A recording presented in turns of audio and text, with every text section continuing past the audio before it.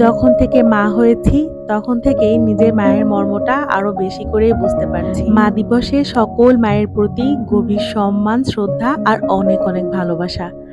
আসসালামু আলাইকুম, কি অবস্থা সবার? আশা করি সবাই অনেক ভালো আছেন। এই তো একটা মায়ের সারাদিনের ব্লগ শেয়ার করব আজকে। আশা করি পুরো ভিডিওটা দেখলে সবার কাছে ভালো লাগবে। সেদিন সকালে করেছিলাম ভর্তা ভাত, রসুন, পেঁয়াজ আর কাঁচামরিচ হালকা করে সরিষার তেলে ভেজে নিয়েছিলাম।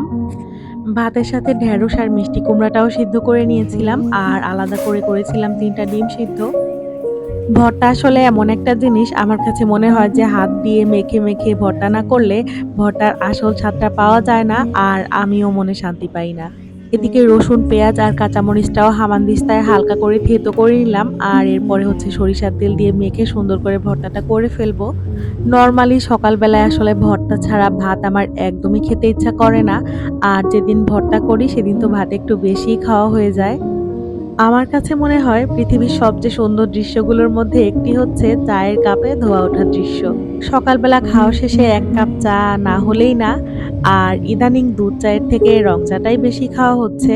দুপুরে রান্নার জন্য কিছু চিংড়ি মাছ ভিজিয়ে রেখেছিলাম। পাশাপাশি এখানে আমি হচ্ছে ডাল সিদ্ধ করে নিব। সজনে দিয়ে ডাল রান্না করব। যাবতীয় মসলাও রেডি করে রেখেছিলাম। ডাল সিদ্ধ হয়ে গেলে এর মধ্যে পেঁয়াজ, কাঁচামরিচ আর হচ্ছে রসুনের কোয়া দিয়ে দিব আর যাবতীয় মসলা আর তারপরে দিয়ে দিব সজনে ডাঁটা। সজনে ডাঁটাগুলো সিদ্ধ হয়ে গেলে ডালটা একটু বাগার দিয়ে দিলাম। আর এখন হচ্ছে চিংড়ি মাছ দিয়ে পটল আর পটলের খোসা একসাথে করে ভর্তা করব।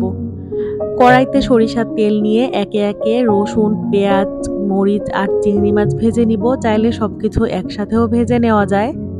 ২ টা পটল আর খোসাসহ আমি আগেই সিদ্ধ করে রেখেছিলাম। সেগুলোকেও তেলের মধ্যে ভেজে নিয়ে এরপরে ঠান্ডা হলে ব্লেন্ড করে নিব।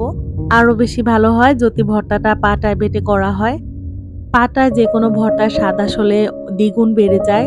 আর এই তো এরপরে প্যানে হচ্ছে আমি ভর্তাটা দিয়ে একটু তেল দিয়ে দিব। একটু সময় ধরে নেড়ে নিতে হবে যতক্ষণ না পর্যন্ত রংটা পরিবর্তন হয়ে আসে আর লবণ দেখে নিলে ব্যাস ভর্তা রেডি। এই তো এরপরে বিকালে বাচ্চারা বায়না করছিল বাহিরে যাবে।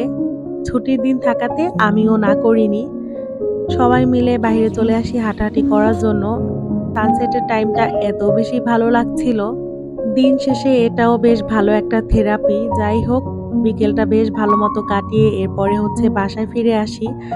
আর আসার সময় হচ্ছে কিছু পুরি কিনে এনেছিলাম। সেটাই ছিল আজকে আমাদের সন্ধ্যার নাস্তা। তো এই ছিল আমার মতো একজন মায়ের সারা বেলা। কেমন লাগলো অবশ্যই জানাবেন। আর ভালো থাকবেন সবাই। আল্লাহ হাফেজ।